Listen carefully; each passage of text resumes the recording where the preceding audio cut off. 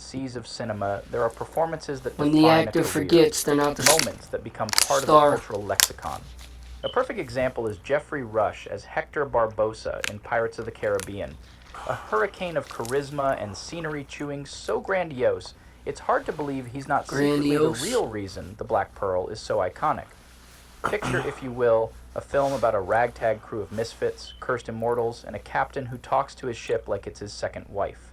A film starring Johnny Depp as Captain Jack Sparrow, a man whose swagger and mumbling have somehow become a cultural institution, and Orlando Bloom as Will Turner, a brooding hero with a sword that somehow manages to look both ancient and fresh off the rack. You can put that to bed now, because Geoffrey Rush didn't just sail into the film's waters, he made them his personal domain, and he's been throwing glittering jewels overboard ever since. He is, by all accounts, a villain, a scoundrel, a mutinous, double-crossing pirate with teeth that could double as a shipwreck. And yet, somehow, he is also the film's most lovable rogue, Yeah. outclassing even Captain Jack Sparrow in pure theatrical delight. Barbossa isn't just a pirate, he's a Shakespearean tempest in human form, spitting out dialogue like it's been aged in a barrel of Caribbean rum and seasoned with a lifetime of bad decisions. From the moment Barbossa lumbers onto the screen with the kind of limp you'd expect from a man who's been cursed to live forever as a skeletal husk of his former self, you know you're in the presence of greatness. Rush brings Barbossa to life like a pirate who doesn't just enjoy treasure, but has a personal vendetta against every single ship in the Caribbean. There's a menace to him, but also a bizarre sense of charm, as if the man is 2 seconds away from ordering a mass execution and then stopping to make a cheeky quip about the weather. Every word out of his mouth is coated in pirate swagger, but it's the kind of swagger that only someone who's been dead for years can pull off, like a ghost who's mastered both intimidation and sarcasm with equal aplomb. Let's take a second to appreciate the man behind the madness. Geoffrey Rush, a classically trained actor who was, by all accounts, the last person you'd expect to bring an undead pirate to Yeah. life. Rush wasn't just another Hollywood face, he was an Academy Award-winning thespian, a man whose filmography leaned more toward prestige dramas than supernatural blockbusters. And yet, when Pirates of the Caribbean came knocking, he didn't hesitate. He grabbed his hat. Speaking of hesitation, chat, I can't be alone with thinking every time he takes those long breaks that we're about to get hit with a commercial. I guess that's just the way he records his recording process. Coat and proceeded to unleash one of the most unhinged, theatrical, and deliciously evil performances ever put to screen. Because while Johnny Depp made Jack Sparrow an icon, Geoffrey Rush made Barbossa a legend. Barbossa is a master of the art of the monologue, effortlessly delivering speeches with the gravitas of a man who believes the world should bow before his pirate genius. The infamous Jack, we meet again line is like the cinematic equivalent of a mic drop, except instead of dropping the mic, Barbossa proceeds to smash it against the nearest piece of shipwreck. His line is like genius. The infamous Jack, we meet again line.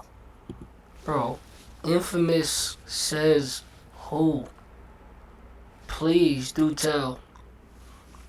That's what like he has some decent lines. Actually, he has some great lines. My personal favorite is I feel. That's one of my favorites.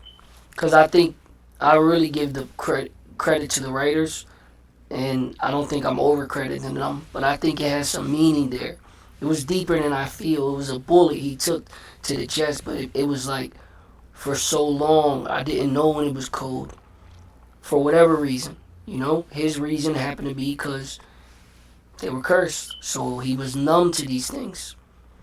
He was numb, which they were still getting drunk and eating, and that's a whole other story. But the point is, he was numb to this feeling of pain. He didn't feel pain. He didn't get cuts and feel hurt.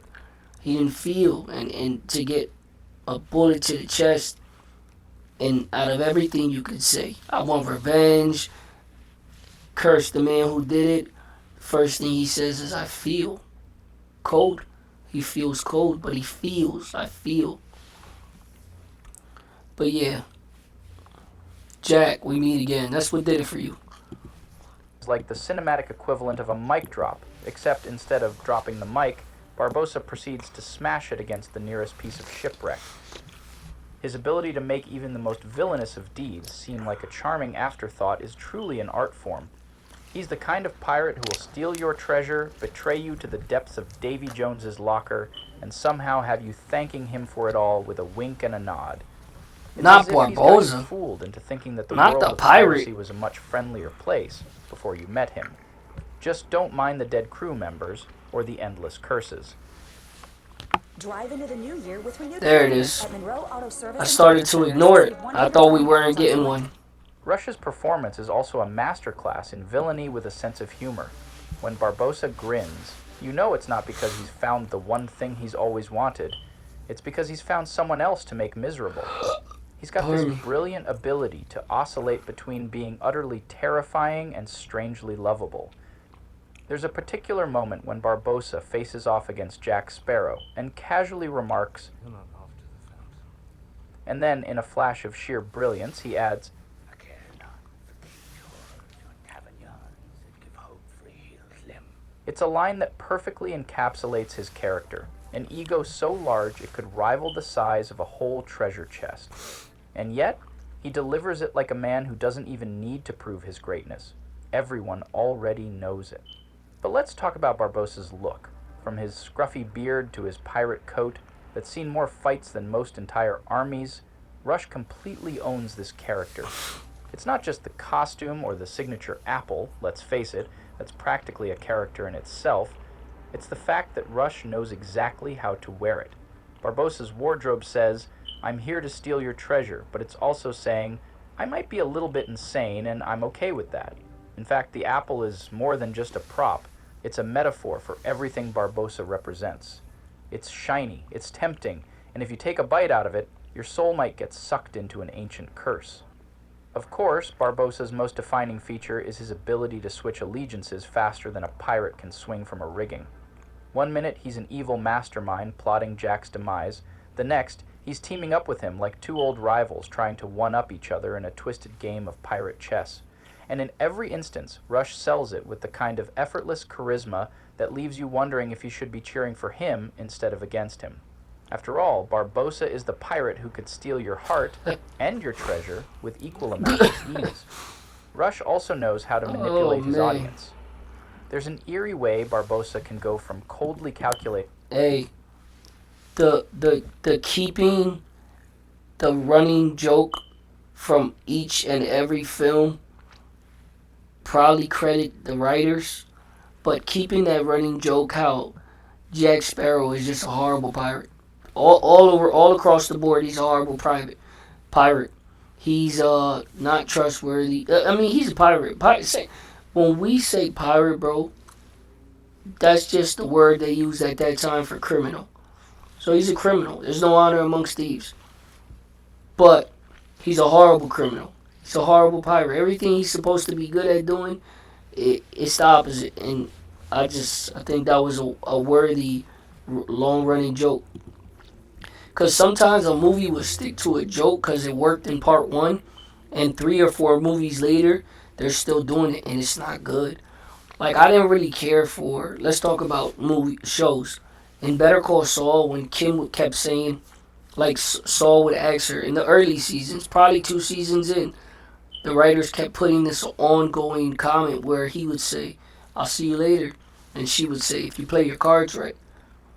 I actually thought that they made the right decision by season 3. That wasn't even a thing. It's just certain writing when you're. I don't know how to explain it, bro. You just know. At least I feel like, in my opinion, I just know when I hear something, and I can say to myself, "Yeah, that's good enough to keep going. We could keep that going." And I also feel like I know when I hear something, and I can say, "We should let that one die on the vine." It died on the vine. It died on the vine. It muddied out. Nah, that's not what he said. What did he say? Died on the vine.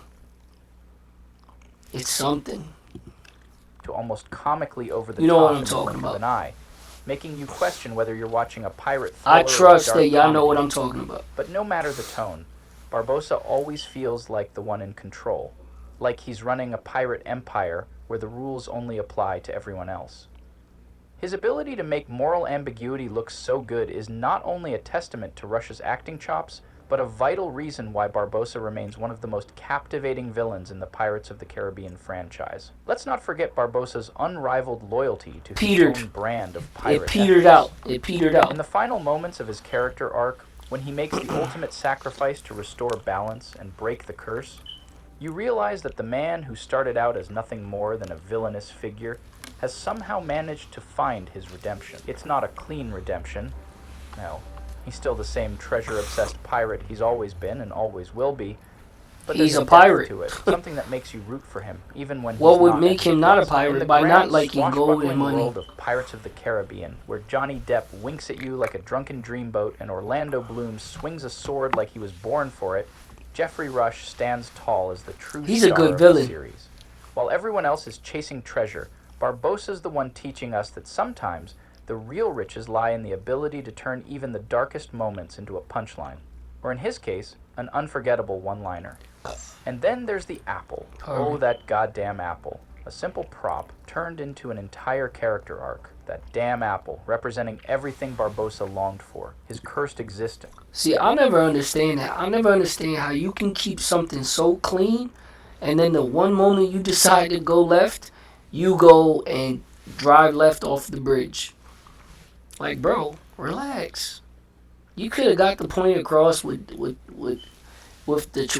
your second choice of words. His desperate desire to taste again. It's such a small detail, yet Rush plays it as if it's the most important thing in the world. The way he holds it, the reverence in his eyes, the way he bites into it right before he dies. Cinematic poetry. It's the kind of acting that takes a popcorn movie and elevates it into myth. So the next time you watch Pirates of the Caribbean, keep an eye on the background, because Jeffrey Rush is probably there, looking every bit the swashbuckling legend, stealing a scene without even trying.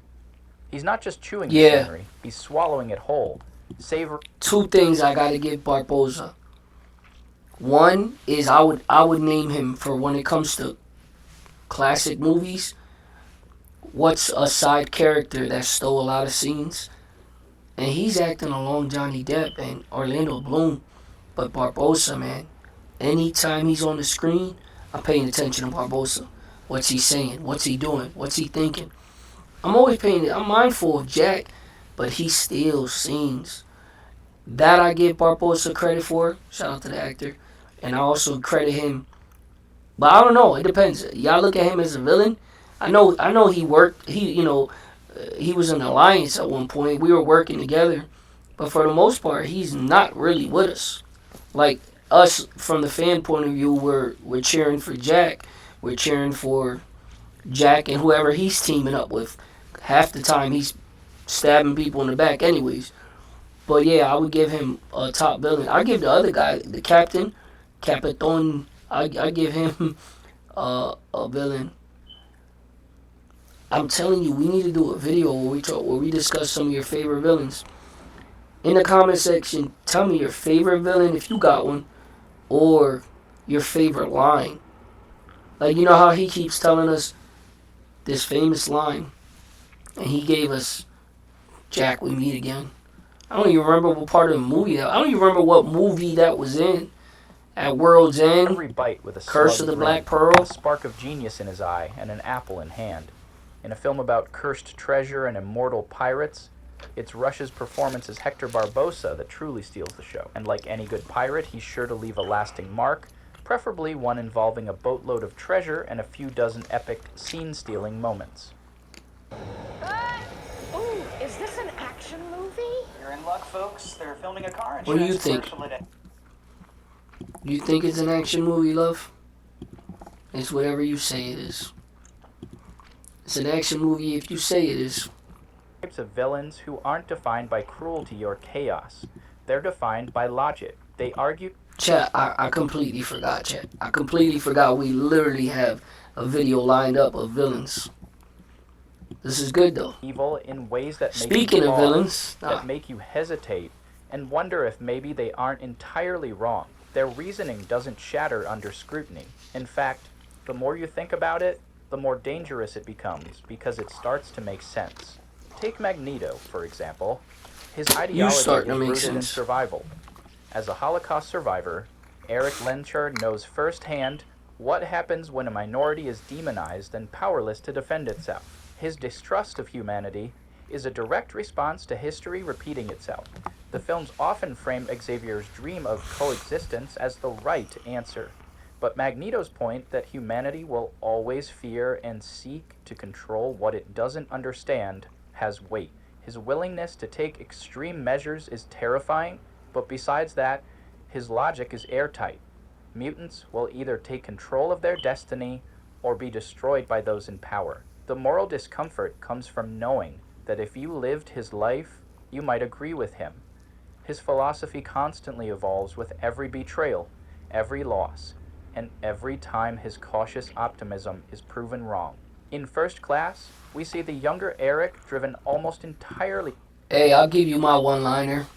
First Class. What's my man's name? Plays Split. James McCoy. He plays Professor X. Professor X looks to Magneto and says, "There's so much more to you than just pain." Magneto was so used and trained his mindset to be the bigger the project, the more I gotta bring what I know, and what I know is pain, what I've seen, what's been done to me, and he would bring pain, and he thought that's what he could tap into to become the best version of himself. And it took for someone who he actually finally met and considered a friend, who had his best interest in mind, and he looked him in the face and told him, "There's so much more to you than just pain." And that's important. That's important for y'all. Like, bro, okay, a lot of y'all meet y'all young people and we start having conversation, and y'all love to tell people what's wrong with you. Oh, I got anxiety. Oh, I overthink in life. Oh, I this, I that. And it's like, bro, there's so much more to you that you still have yet to experience. You've yet learned to find. You've yet to find out about yourself. You're still learning yourself. There's so much more. And when you tap into those parts, you start to realize those other things. I mean, they're there, but they're not who you are. They don't make up who you are. They make up what you do, what you tend to do, Vengeance. Hunting what down the you're dealing Nazis with. who destroyed his family, Charles offers him another path, one built on trust and cooperation with humanity, and for a moment, he allows himself to believe in it. But when that fragile alliance collapses and humans immediately treat mutants as a threat, it cements a pattern that will define his life. Every time he reaches for peace, humanity pushes back with fear and violence. This cycle transforms his anger into something more structured, a long-term plan for mutant dominance, not just retribution. It's fascinating how his backstory fundamentally informs his every decision.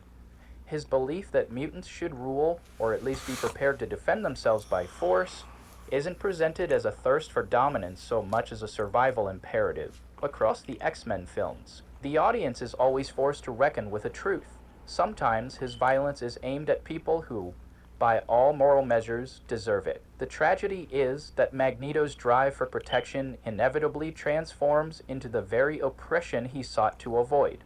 His logic is airtight from his perspective, which is why his rhetoric often sways even Charles Xavier's students. In Days of Future Past and beyond, his motivations take on a grim inevitability. Having lived long enough to see wars and genocides repeat themselves, Magneto no longer fights to win. He fights to ensure that mutants will always be strong enough to survive the next purge. Even in Apocalypse, when he briefly retreats from the world to live a quiet life, the murder of his new family snaps him instantly back into the role of a soldier. By the time we reach Dark Phoenix, Eric isn't chasing conquest so much as carving out a safe haven where mutants can exist beyond the reach of human interference. To him, history is a fixed loop of persecution, and the only rational response is to break the loop by becoming too powerful to oppress. Eric's ideals makes perfect sense when viewed through his lifetime Mystique? of experience, but the methods required to Still achieve alarm. it inevitably cost him the peace he's been seeking since the very beginning. Adrian Veidt in Watchmen is one of the rare antagonists put it whose on plan him. actually works. His reasoning is cold, Done turn my boy calculated, blue. and in his mind, unarguably You're my boy, correct. Blue. Humanity is on a path to self-annihilation, and the only way to avert nuclear catastrophe is through a unifying external threat. He's killing millions to save billions. Pretty straightforward. Veidt is what you may call a utilitarian extremist, willing to bring an end to countless lives in order to preserve the species as a whole. He's the smartest man in the world, and he carries that as both a burden and a responsibility. From his perspective, humanity is locked on a collision course with self-destruction. The Cold War arms race, political corruption, and escalating paranoia are all pointing toward nuclear annihilation. So he starts putting together his plan in the shadows, killing the comedian, staging an assassination attempt, doing exactly what's needed to accomplish his ultimate goal. By the time the heroes even understand his plan, it's already been accomplished. I wasn't even thinking, but I did want to say, I don't know if that was First Class. That might have been Days at. It was one of those X-Men. It was those characters, but I know I said that it was in First Class because I know what it is to sit there watching a movie waiting for a scene, and you watch the wrong movie. But that scene was great though. That Magneto scene when he used that cord to break in and put it right through old buddy's head. But chat, this is what y'all going crazy for? I see clips of this on YouTube. I don't click them. But I know a lot of y'all like this show. I mean, what was this fight scene? Staging an assassination attempt, doing exactly what's needed to accomplish his ultimate goal. By the time the heroes even understand his plan, it's already been carried out. Millions upon millions of people are dead, but nuclear war has been averted, and humanity has been scared into cooperation. His victory leaves no room for a clean moral judgment. He committed an atrocity that almost certainly prevented an even greater one. And unlike most stories where the right answer is baked in, Watchmen leaves that answer open because all the other characters, even the ones we view as righteous, can't provide a better solution. This is one of my favorite films that have the villain winning because the film actually allows his reasoning to breathe. He isn't a madman raving about power, he's already a billionaire.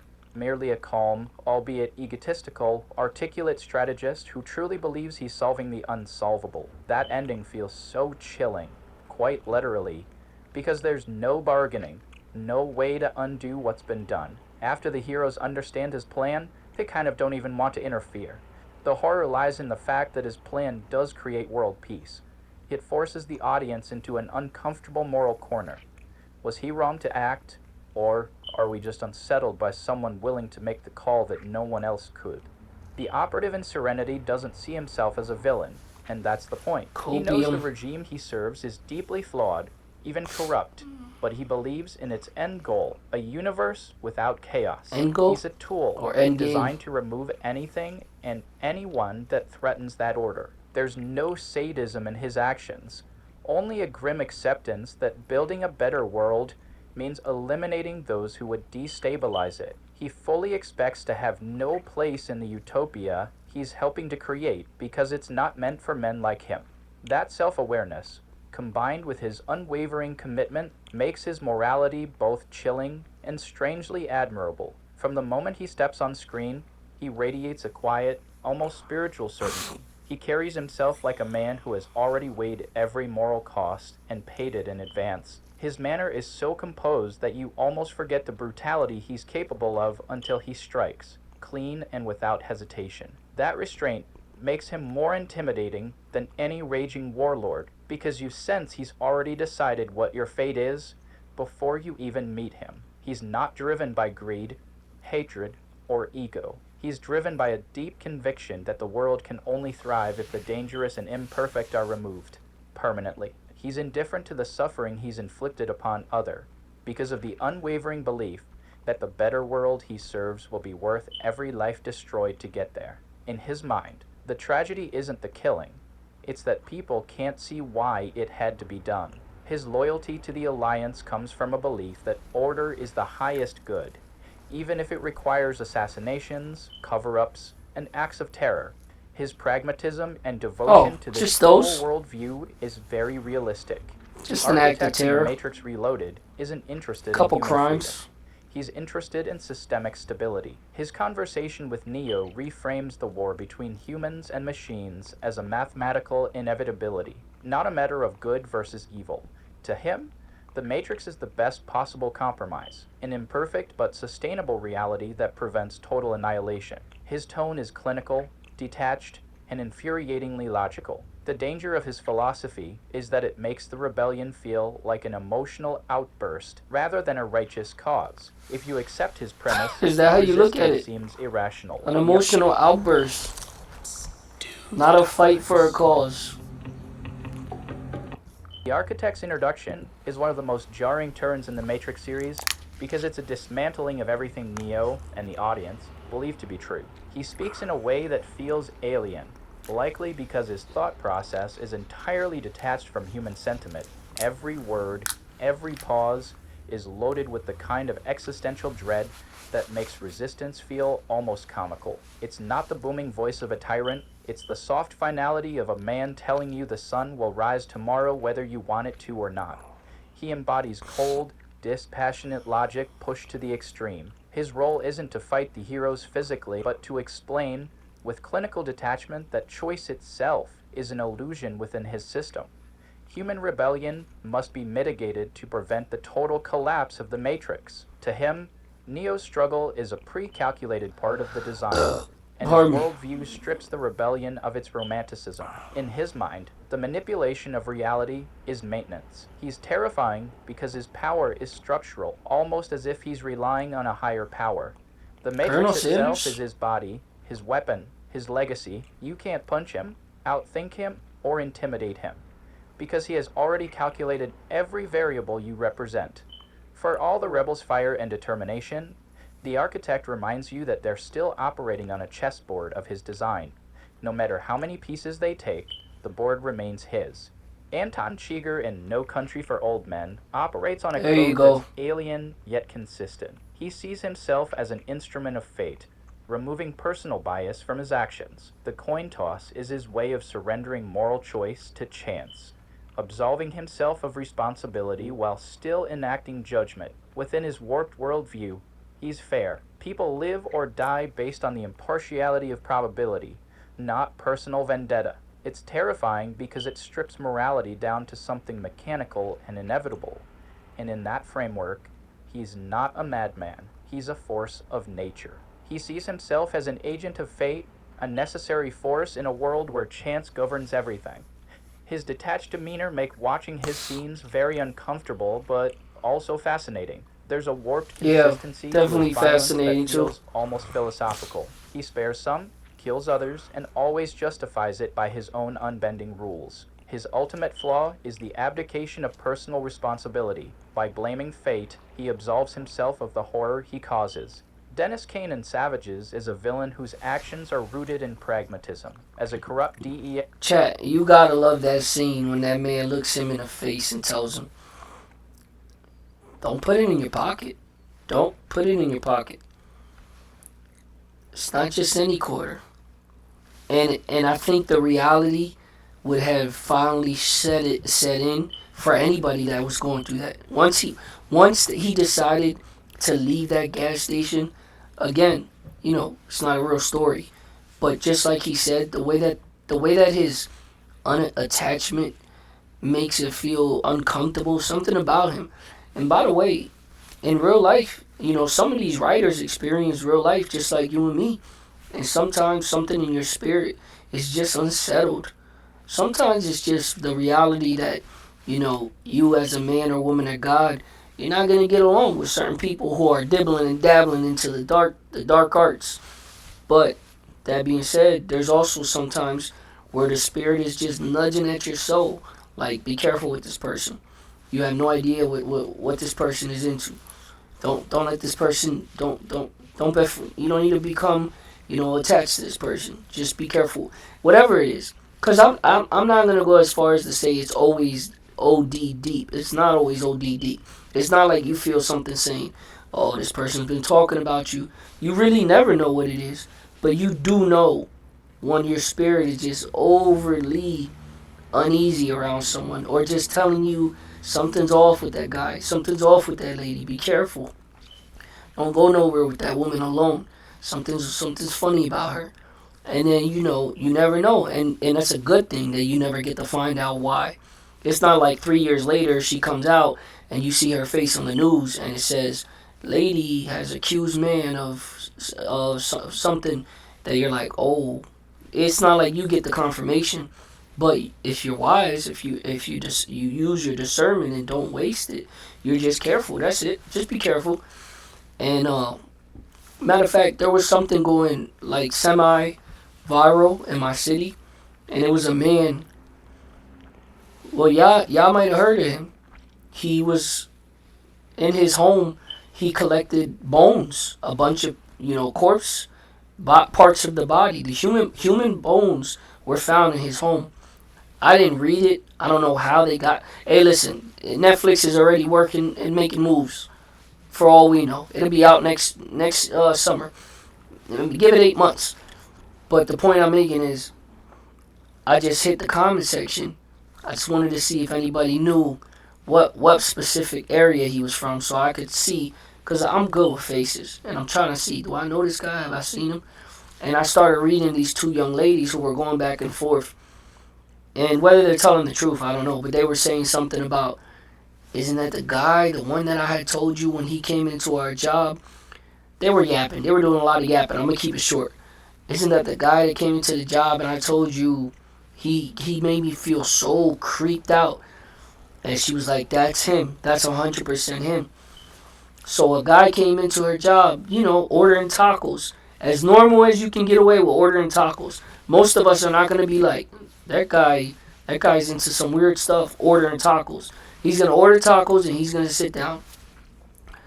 It's autopilot at that point, because he's just going to repeat words that are on the screen. Let me get the number 3. It's not like you can really get a lot of his own thoughts. And something about it in her spirit said, hey, listen. And that's why you always got to be praying, because you just never know. And was he going to do anything to her? I don't know. Did he do anything? No. Was he thinking? I don't know. I don't know none of that extra stuff. Because what's the point of playing what if, what could? The only thing I know is she was wise enough to tell someone, like, yo, that guy, he's giving me the creeps. Now someone knows and is aware, like, I got you, girl. Like, I'm paying attention to us. And it's just interesting, because you can meet people, and sometimes you're wrong. Sometimes you thought, man, I thought that person was, like, up to no good. And he was just in his, like the other day, someone would not, like, it got to a point where he called for backup to watch me, because he thought I was up to no good. But I wasn't. My mind was just somewhere else. And I didn't piece it up. And this is why you got to pay attention to not only yourself and other people, but how you might be coming across. But again, you don't want to be someone who walks around overthinking. Like, bro, it's not your fault that someone thought you were up to no good, because you're just doing what you do. And I had things on my mind, and I had a lot going on. And I was in a rush, and I realized how it may have come across when I left. But in the moment, I was just focused on what I was doing. But yeah, Chad, that's why it is important to pay attention to that. And I said all that because, what was the last thing we just watched? Oh, the point of me saying, when you feel that spirit, that nudge in your spirit, the same way the writers made a movie that me and you watch that movie and we feel uncomfortable around him, but yet we're fascinated by his, his serial killer activities. The same way we feel that, and you feel that in person. When that man left that store, that gas station, and it finally set in, and that man realized, okay, I'm not tripping. This man was basically telling me he was going to unalive me. When he told him, it's not just any quarter, it's not just any coin, that's when it finally probably set in. Like, once he drove off, he realized it's not just any coin, because it was a life or death moment. That would have been like goosebumps moment, like, bro. And it ain't like bro don't have it on him. That old guy been there for years, he got it on him. But he just didn't know how to read and assess the situation. In 5 seconds? It went from, hey, I'm getting some honey buns, to, I'm flipping this coin for your life. Whoa. Agent playing both sides of a drug war. His goal is rooted in self-preservation. He operates within a dangerous system and bends its rules just enough to keep himself alive and profitable. Dennis's actions often benefit no one but himself, but they're always logical given his environment. In this world, loyalty gets you killed, and ideals get you crushed. His moral flexibility is a survival strategy, not random cruelty. The reality is that in his position, a lot of people would make the same compromises. His logic is simple but horrifying. In a system where everyone is exploiting someone, why shouldn't he exploit harder, smarter, and without guilt? He views morality as a weakness, a luxury only afforded to people who aren't trying to survive in the underworld. His flaw is that Checks his out. worldview has no room for empathy. It's a philosophy that justifies any atrocity, so long as it keeps him in control. His argument that brutality is the only language cartels understand exists in the moral gray zone between justice and cruelty. He operates with an ends justify the means mentality that feels uncomfortably familiar in real-world power structures. His methods are reprehensible, but his results make those around him hesitate before condemning him outright. Each of these villains shares a dangerous quality. Their logic holds just enough truth to be persuasive. Magneto's fears are grounded in lived history. Ozymandias' plan actually prevents global war. The operative's loyalty stems from a belief in order over chaos. The architect's understanding of human psychology explains why the system works. Cheeger's code brings consistency to a violent world, and Dennis Kane's opportunism thrives in corrupt systems where morality rarely wins. Their flaw isn't in identifying real problems. Cheeger's character brings consistency in an unbalanced way. Bro, we don't need consistent unaliving of random causes for It's random in assuming things. their solution is the only one worth pursuing, no matter the cost. They bend morality to fit their ends, redefining right and wrong as tools rather than principles. The result is a kind of pragmatic villainy, where the horror comes from the unnerving sense that, under the wrong circumstances, their reasoning could be our own. Collectively, these characters work because their philosophies have an internal consistency that challenges the audience's moral reflexes. They don't kill or manipulate for sport, they act according to a framework they genuinely believe will make the world better, or at least safer. This through line of flawed, yet coherent reasoning forces us to engage with uncomfortable questions. What if they're not entirely wrong? What compromises would we make in their position? Would we come to the same conclusion if we underwent similar circumstances? By the end, their downfall doesn't come from illogic, but from a refusal to accept that their vision is incomplete. They show us that the most dangerous villains aren't those who lie, but those who tell the truth, just a warped version of it. Did y'all see Professor X? When my kidneys failed, Virtue Health. Y'all know that scene? You know what I'm talking about, right?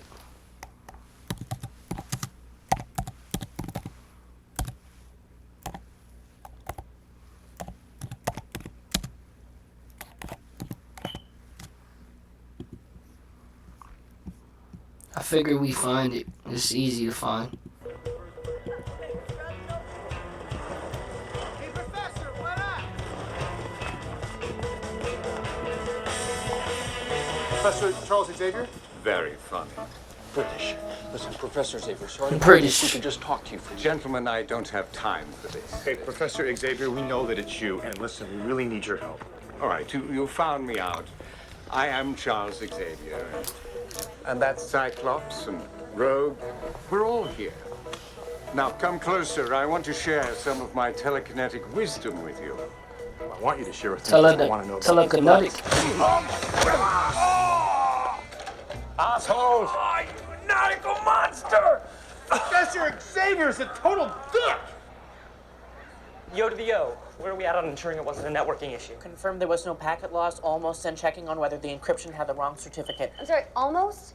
You're either done or you're not. You can't be almost pregnant. Yeah, hey, she would know, guys. You know what? Why don't you Google asshole? She's right, it's not good enough. Get it together, yo. What the fuck was that? I was punishing myself for my inferior performance. Well, that's good. That's great. We got crazy over here and crazy horny over here. Oh, let me guess. Big dick, 'cause little dick. Does your mind just immediately go to a penis joke? Is that like all you text? Oh, I'm sorry, was that not witty enough for you? Because I'm too busy working. No, yeah, that's fine. I just want you to acknowledge the fact that I'm winning the quip off. That's what you're worried about Yes, right now? that's really what I'm worried So about. you're more concerned with snarky banter than actually winning? Yeah. The deadline's at the end of the week, so, right, well, Hey, you guys find Professor Xavier? Yeah, we found him. Yeah, thanks so much for that. That's really great team spirit. Mind sliding over here? I'm sorry, it really doesn't look like there's enough room for you. Have a great lunch. Yeah, enjoy it. Okay, let's see here. Yeah, enjoy it. Let's see. What happened to people helping people?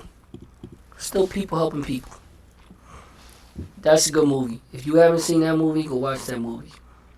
Get yourself some dinner, a snack. Sit back, relax, enjoy this movie. Alright, chat. Who's your favorite villain? Leave it in the comment section.